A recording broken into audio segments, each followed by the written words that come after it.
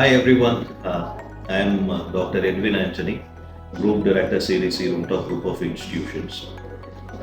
Very happy to meet you all during the event, the final day of Placementnamaa 2024. We had been doing the Placementnamaa event for last 10 to 11 years, and this has been a kind of a corporate social responsibility of Rungta Group of Institutions. And every year we are able to place around more than 1,500 to 2,000 students of other colleges through this event. And this year also it had been a great event, and this is the final day of Placementnamaa 2024.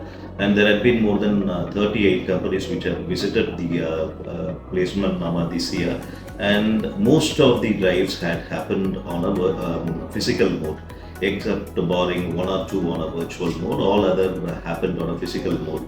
I would like to extend my heartiest thanks to all my HR fraternity who helped us reaching this goal of more than 1,500 offer letters, and still I am yet to get the offer letters from the many companies that they are doing their recruitment right today.